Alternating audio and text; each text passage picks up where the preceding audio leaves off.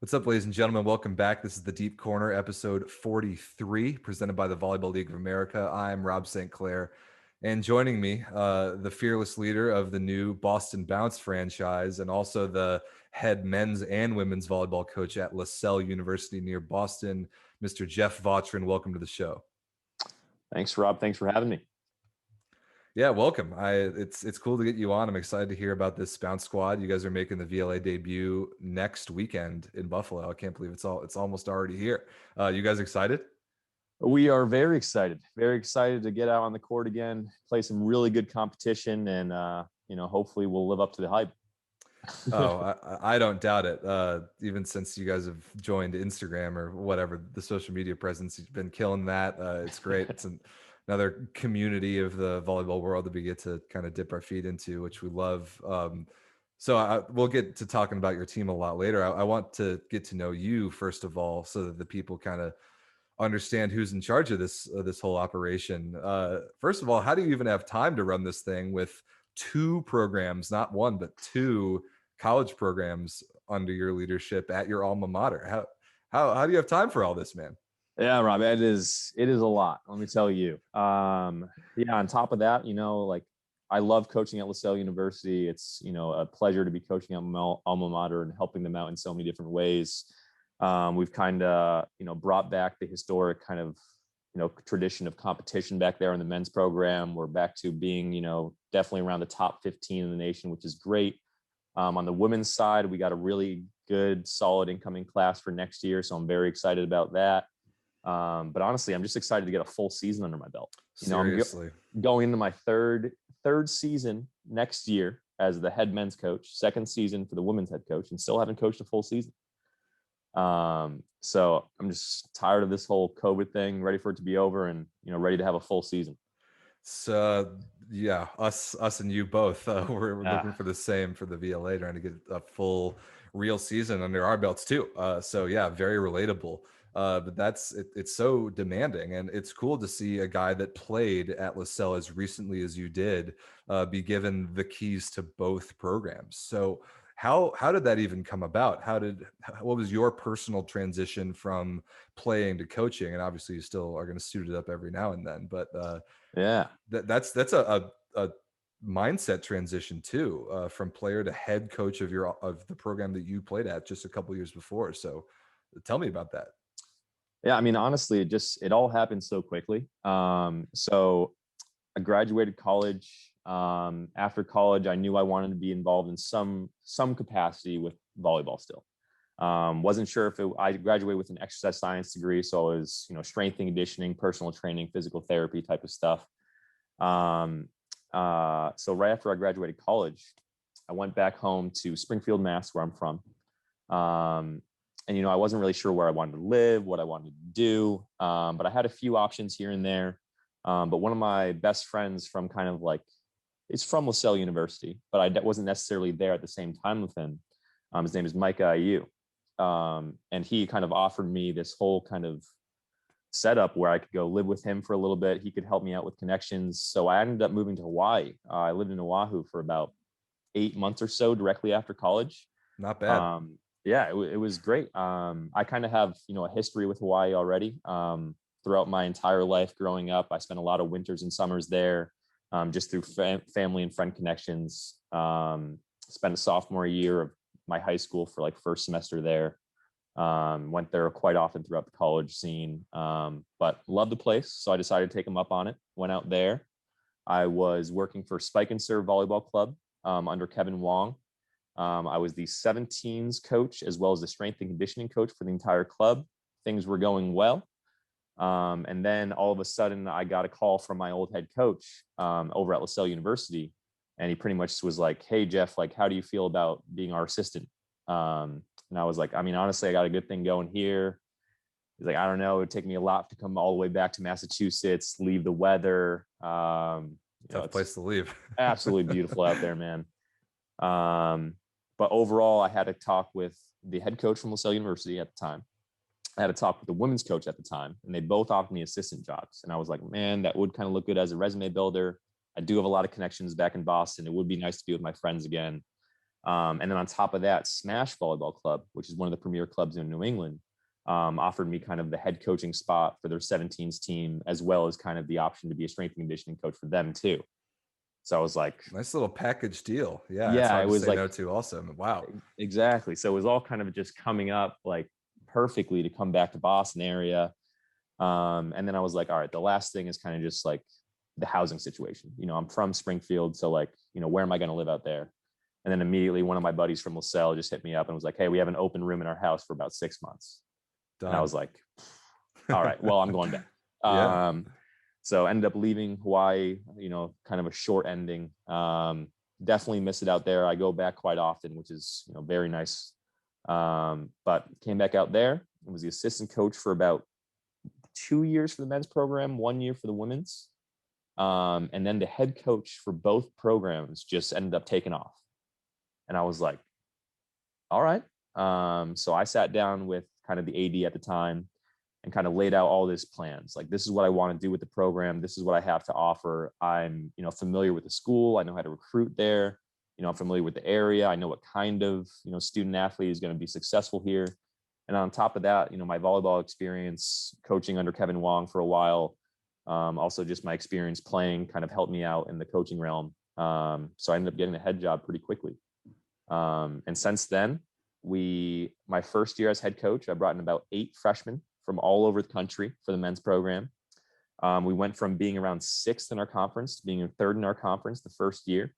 We were heading in a really good direction, finally smoothing out our entire system. And then COVID hit, and everything just came to an abrupt stop. And then the women's kind of gig was kind of the same thing. But maybe a year behind, it sounds like. Year behind, took the position over COVID. Right. So really it was just a bunch of emailing, FaceTiming, calling recruits, just, you know, trying to make sure everyone's happy with the program, trying to bring in the right kind of talent. And now we're just here, you know, we're practicing as much as we can. We play a game here and there when we can, but really excited for next year. Yeah. Well said. That the Hawaii thing is so cool to me. Everybody who knows the volleyball community and how American volleyball works understands the impact of Hawaii in American volleyball is so much greater than its little size and remoteness in the middle of the Pacific Ocean. The volleyball culture there, top to bottom, from kids playing in the baby court at Outrigger Canoe Club or whatever it is, and then producing the phenomenal players that they have, plus Hawaii's men's program being as good as it is right now. Hawaii is a massively big deal.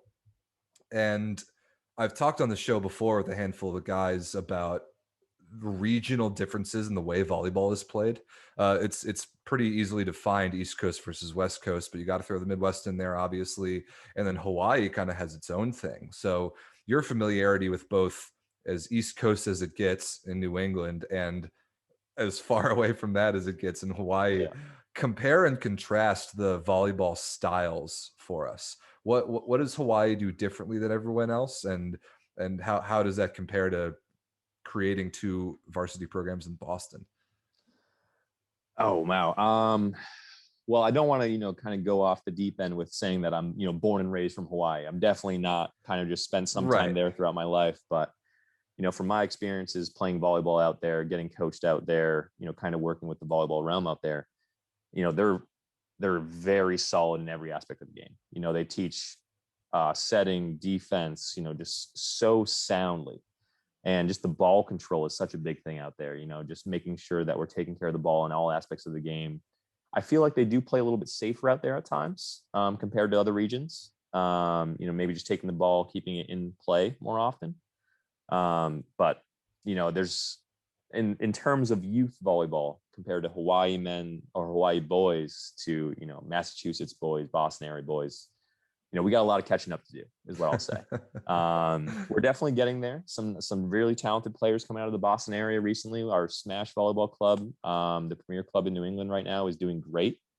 But definitely got a long ways to go to catching up to the Hawaii boys. Yeah, Hawaii's got something special. I mean, look at the national team right now, and you've got 2 Hawaiian starters, and then some. There's plenty more guys on the beach tour, girls, same thing. Hawaii's got its fingerprints everywhere on American volleyball. You made a good point there about the way that Hawaii develops its youth players, and they just do everything. They're Mhm. taught all the skills. Yeah. Some of them play all the positions. They don't pick a position until way later than average. Now, as a college coach, both men's and women's, what are your thoughts on that? On specializing? When is that?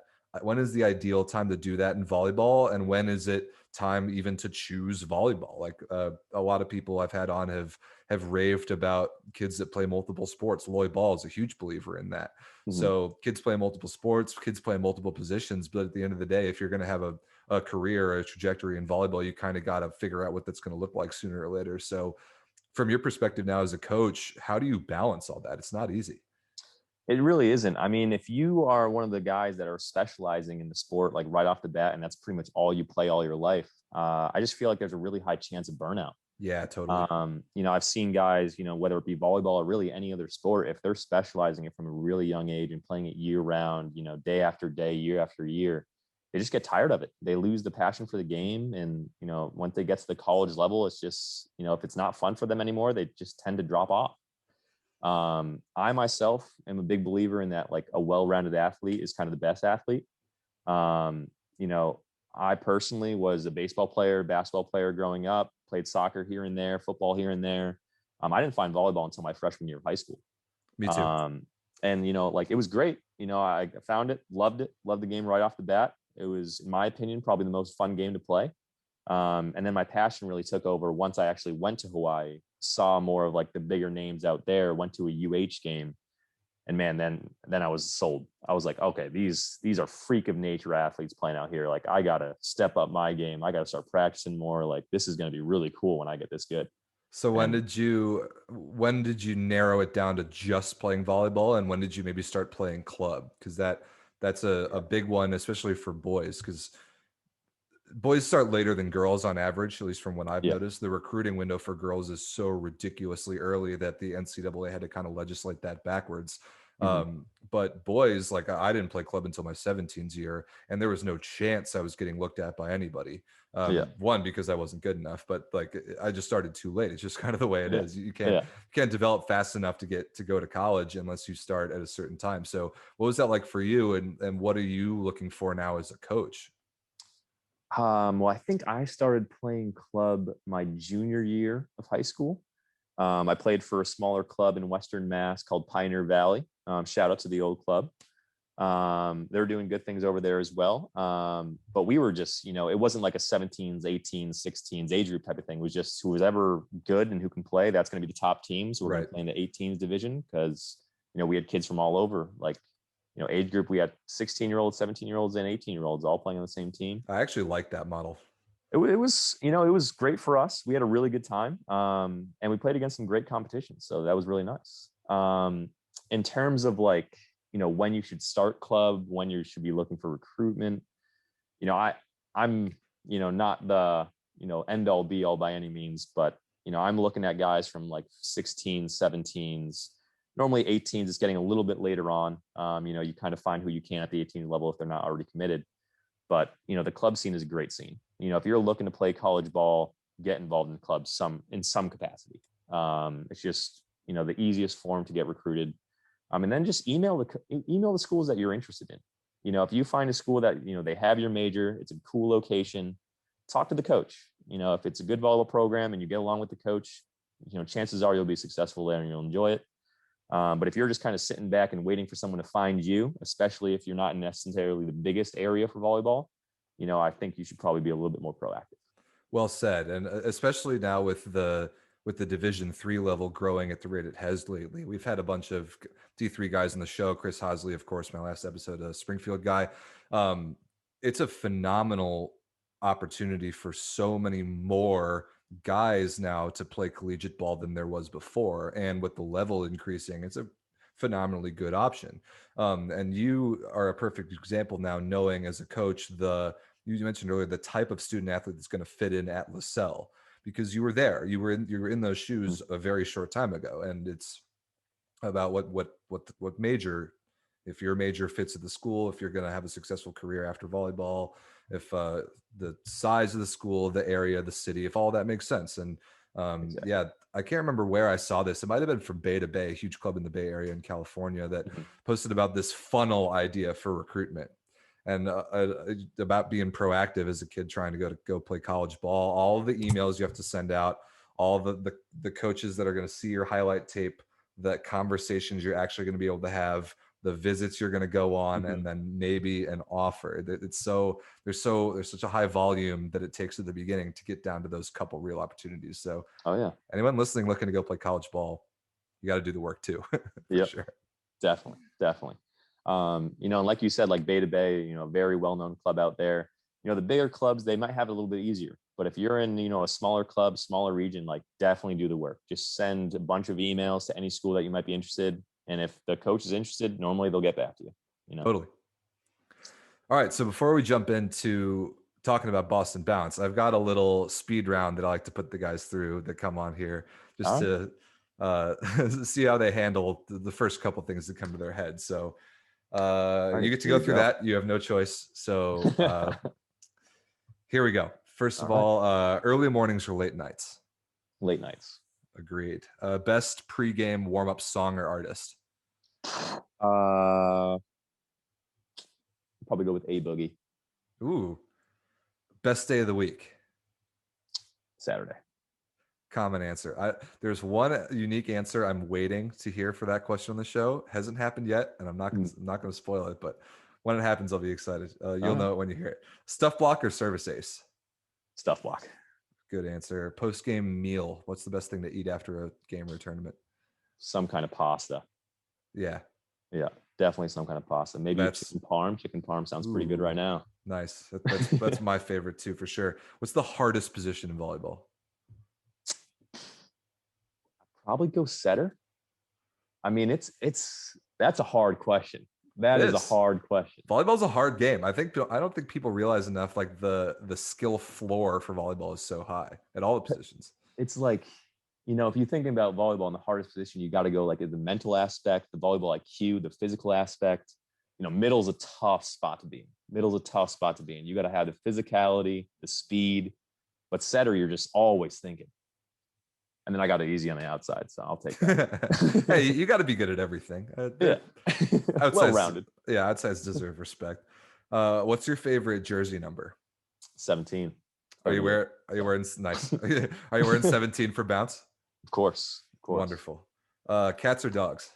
Dogs, definitely dogs. Favorite sports team in any sport?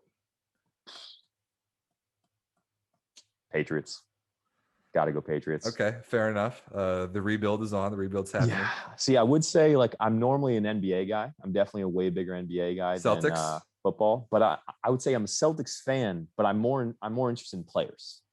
So, you know, I That's fair watch a lot enough. of teams Yeah, just because I want to see a lot of different players. And the Celtics right now, you know, they're hurting a little bit. So, you know, sometimes it's a little more fun to watch the more fun teams. I agree. I've actually thought about that a lot, and how just like how the NBA as a league operates and how the VLA can learn from stuff like that is that they're so star driven, and I think Yep. the game of basketball lends itself to that more. But they do a really good job marketing their star players, and Mm-hmm. something we can learn from for sure. Who's your favorite athlete? Any sport? LeBron James. Okay, LeBron fan. I know that. Yes, I am. I I know am that's also a LeBron fan. I love the my guy. guy, Rob. I know that's definitely a controversial talk, especially if we're talking about the older volleyball community. They might be leaning a different type of way, but I'm a LeBron guy for sure. I agree. I mean, the fact that he's clearly the best player in the world is going to make him polarizing. But Yeah. I'm on board. I'm on the I, LeBron I fandom too. One of my favorite things about him is just like not only his work ethic, but like how much time he spends on making sure that he's healthy. You know, time off the court. You know, that's huge. Right, Spending that much money in rehab, making sure he's like, you know, just always in dude. tip top shape. The amount of investment that he puts into his body, like we've seen it broken down in the media of this. It's Yeah. insane. It's Wild. crazy. It's wild. It's so impressive. Like It is just the impressive. fact that you care that much. That's awesome. It's obviously paid off for him. All right, Mhm. if you could have a superpower other than just being LeBron James, what would it be? You know, I think about this a lot. I'm not gonna lie, and I Okay. would have to go teleportation. Like I Great feel like answer. I think flying has been the most common yeah, one on the show, but that if I had to pick one, it would probably be to teleport also. Imagine yeah. just how much easier it would make your life. That's what I'm saying. Like, if you can fly, like, how fast are you really flying? Like, if I wanted to go to Good question. Hawaii real quick, you know what I mean? Just play on a quick, maybe a 2 session on Queens Beach. I could just snap my fingers and teleport there. But if I'm flying, it might take me a few hours, might take me a few days. Who knows? Great point. What sport are you the second best at other than volleyball? I'm gonna have to go baseball. Honestly, like, I really feel like if I was to get back in the game of baseball, I think volleyball might be my second sport anyway. So I Interesting. think I'm gonna have to go baseball. What position did you play? I was a pitcher growing up. Cool. Yeah. Spent quite a bit of time on the diamond. But once I hit kind of high school level, my high school team was definitely not really known for baseball. But the volleyball program there was pretty spectacular. So kind of took over my life after that. Sweet. All right. Beach or mountains? Beach. Common Definitely answer. Favorite color? Blue. How about the Boston Bounce purple? Is that what I'm seeing? Close second right there. I'm excited to see the look. Yep. Is it a frog or a lizard, the logo? Frogs. Roll frogs. Where did that come from? Tell me that story. Yeah, so we were talking about it with a bunch of our guys. We were kind of deciding, Boston Bounce, what could kind of be the mascot of Boston Bounce. We were like, we wanted something unique. Bounce is kind of, related to like vertical jump, maybe how hard you hit the ball or something like that. So we went with the jumping aspect and like, what's something that jumps really high. You see frogs flying from tree to tree. They're small, maybe they're a little undersized, maybe coming from the Boston area. Some of us are a little undersized, D3 guys here and there, but they're explosive. They'll surprise you sometimes. So I'm on board with this. I'm super into it. I'm excited to see it on the court. Last rapid fire question, and this is my favorite one. What's the stronger feeling for you, loving winning or hating losing? I would have to go. And you can answer as a player and or as a coach because it might be different. So, all right. So I would say as a player, loving winning. Okay. As a coach, I might hate losing more. So why is it different for you? So I'm just thinking back from my college days, and I think the most important thing for me is the quality of the play. So like how well did we play as a team? How well did I play as an individual? I was thinking about back to like my 2015 year where we won our conference championship.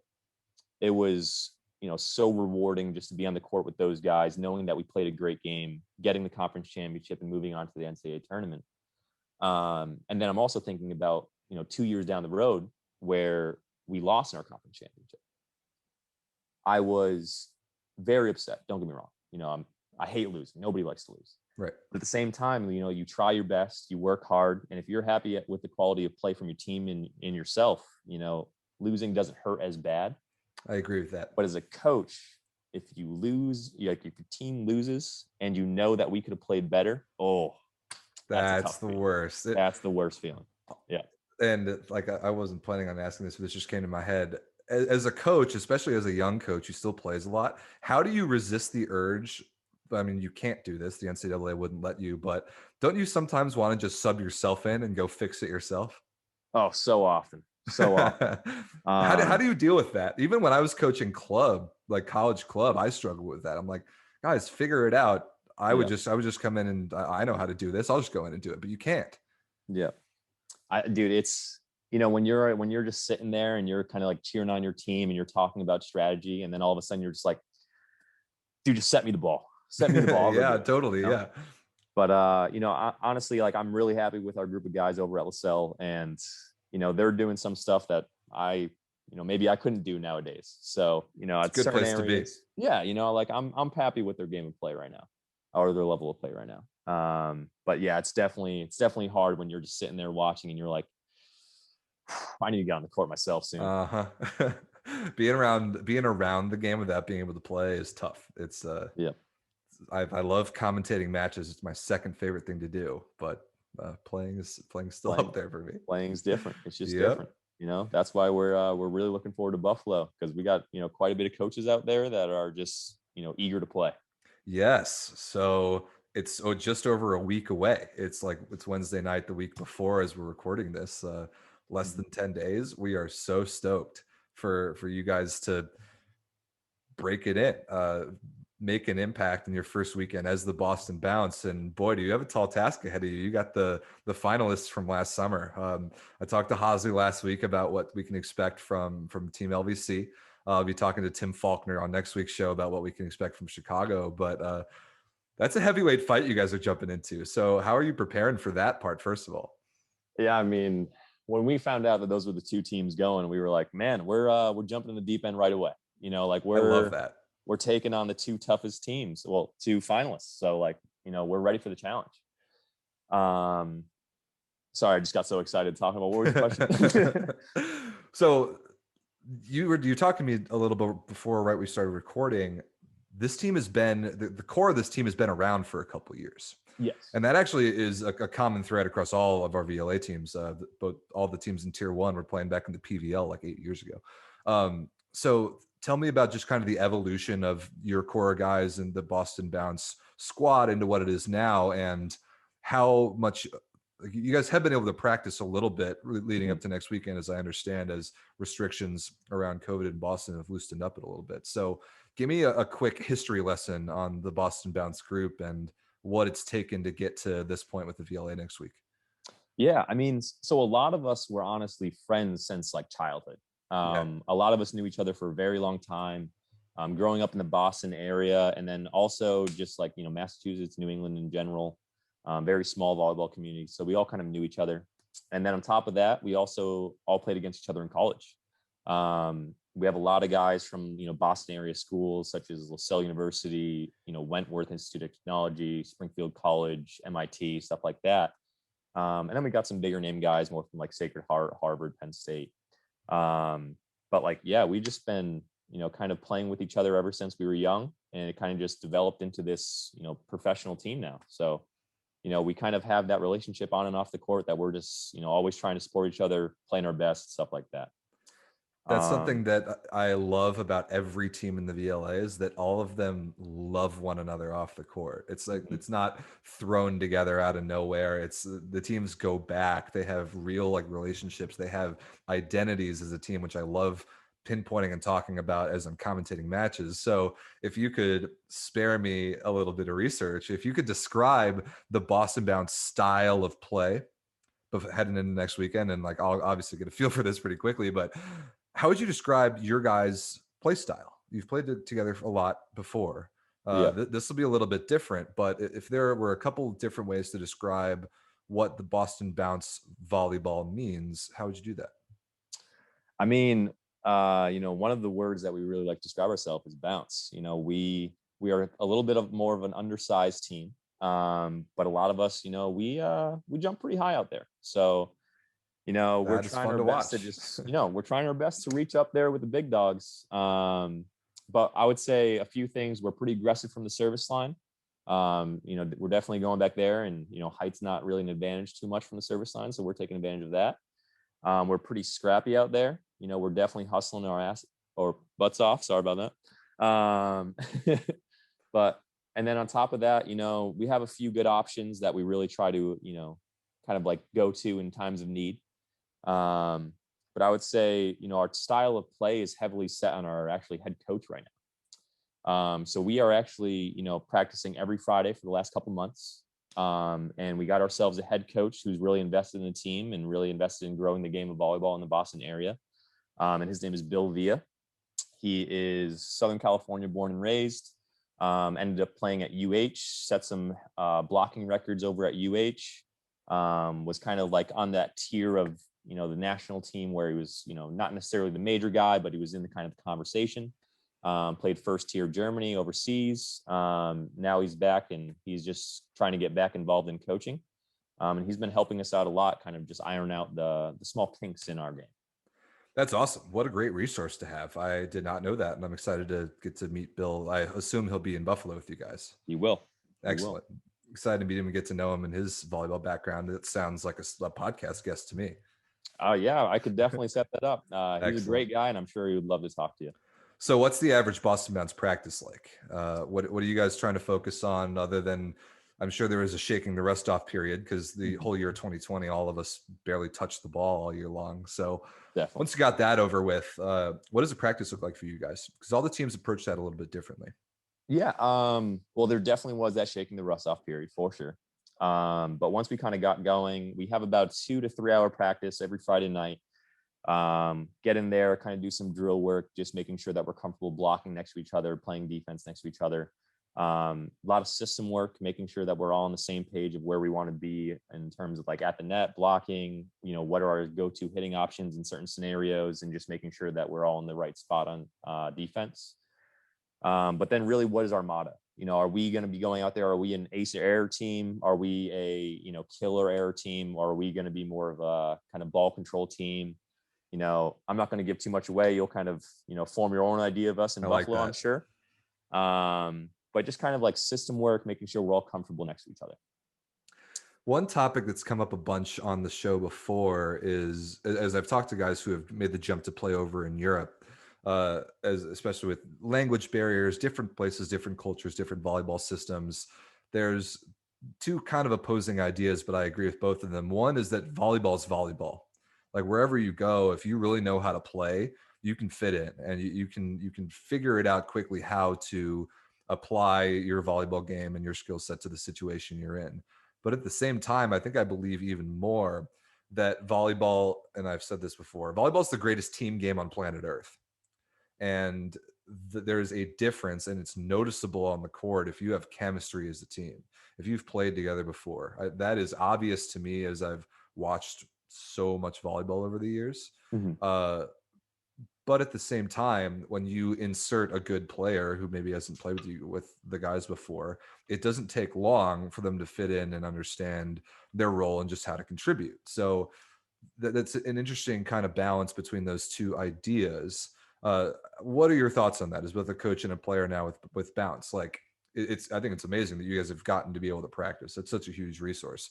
But I don't know. Maybe there are guys coming next weekend who aren't local, who haven't been able to come to very many practices, and you'll get them in, and hopefully their volleyball skill will take over at that point. So, what do you think about that?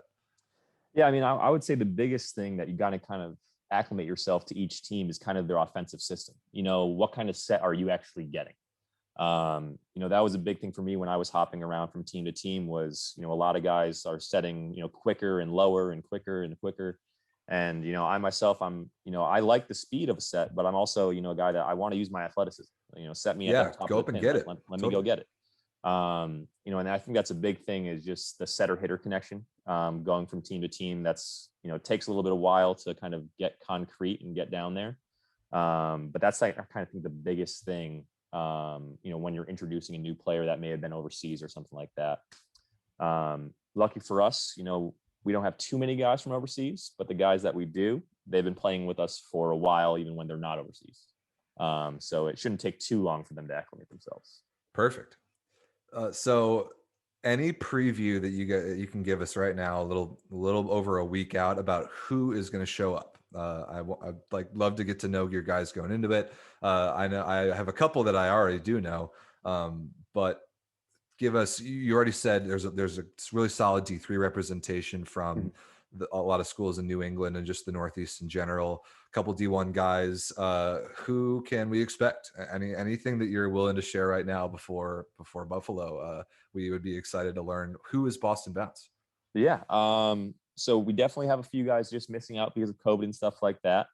But a few of the names heading out to Buffalo, there's myself, there's Colin Ritter from Wentworth, there's Jalen Penrose from Penn State, and also he played overseas. There's Clay Paulin from UCLA. There's going to be Skylar Kaufman from MIT, Ollie Oshman from Wentworth, Brad Borsay from Sacred Heart, Jordan Napier from LaSalle University. So I would say it's kind of a healthy mix of the higher tier schools in New England. But yeah, we're excited to get out there. Jalen Penrose is a nice one, and I'm not sure if Dave Wyzorek from Chicago is making the trip to Buffalo with the Icemen, but they were teammates together this year in Germany. Mm-hmm. So that would be very cool to see them on the other side of the net from one another. Yeah, I Jalen's. think we'll get that matchup eventually. Yeah, I'm excited to see that. Jalen's definitely a big personality on the court. He's been a part of like the Boston Bounce crew since we were about 12 years old. So we're definitely excited to have him back and playing with us. And yeah, that would be a really cool matchup. That would. So speaking of more cool matchups related to Boston Bounce, you guys are going to get a nice taste of LVC and the Icemen next weekend in Buffalo. But then about a month later, an event that's getting all kinds of buzz all over the internet, all over the country right now is the VLA Cup Mhm. coming in Northeast Indiana in mid-May. And me and Hosley previewed it a little bit last weekend from his perspective on the board and with Team LVC, but you guys will be there and you're going to get a lot more looks at a lot of different teams. Oh yeah. All 5 VLA Tier 1 squads, a bunch of other Tier 2 guys like yourselves, another opportunity to kind of prove yourselves. It's Mhm. what the model is all about. What I think is so cool about it, and it sounds to me like you guys are so up for the challenge, and I'm Oh so yeah. into that. So, what are you looking forward to about that event, even more so than Buffalo next weekend? I'm just excited to see more teams and play against, a higher level competition. It's great that our first tournament is against 2 of the finalists. We're super excited for that. But definitely just being able to see, teams from all over the country, teams that we don't normally see that often. Just because, Team LVC we have seen in the past. It's not necessarily anything new. Definitely newer in this format. Right. But we're definitely excited to see teams from, out west, south, all over. So are we. We're Yeah. excited. We're as far as I know right now, we got 12 teams coming to Indiana. Oh yeah. That's a lot. 2 courts, just so much volleyball all weekend long, and you guys are going to be a huge part of that, which I just can't wait for. It's going to be so much fun. Oh yeah, we're excited to show off the Boston Bounce purple out there. So it'll be nice. I love the purple. We got a lot of purple in the VLA. We got the Ascension from Arizona in purple. Yeah. Purple is a very underrated sports uniform color. I'm all for it. Yeah, it brings out the best. That nice lavender tint is perfect. Love it. Yeah, love the frog. Everybody go follow at Bounce VBC, excuse me, on Instagram. Check out the frog. Check out everything coming from the Boston squad, heading into Buffalo, heading into VLA Cup, and then all down the road after that. So, Jeff, that's pretty much all I got, man. I'm so excited to see you guys in person. I'm excited to get back on the court. It's been a while. It's been a while. The last thing we ran was in February back in Arizona. So that seems like forever ago, and there's so much more to come from Bounce, from the VLA, uh, all summer long, all spring and summer long. So we're so stoked for that. Jeff, thank you, man. Thank you for joining the show. This is so cool. Yeah, definitely, Rob. Thanks for having me. Definitely appreciate you having me on. And we'll talk to Iceman and LVC and let them know we're coming for They them. are fully on notice. Oh yeah. I love that. You guys are really gonna surprise some teams. I already know. I can already tell this Bounce squad's gonna be really good. Yeah, I hope so. It'll be All fun. right. Yeah, totally. All right, guys. Thanks everyone for joining us. We'll see you next week. Again, Tim Faulkner from Chicago Icemen will be the guy. The last little preview for the Buffalo event next weekend. If you're not already following the league, you're crazy. Do so. VLA Volleyball on Instagram, this YouTube channel where all the matches are going to be streamed for free. So check that out. Check out the website for a lot more detail on the schedule for both that event and for Cup and for the rest of the season. So follow Jeff and the Boston guys at Bounce VBC, and we will see you next week on the Deep Corner. Thanks for watching.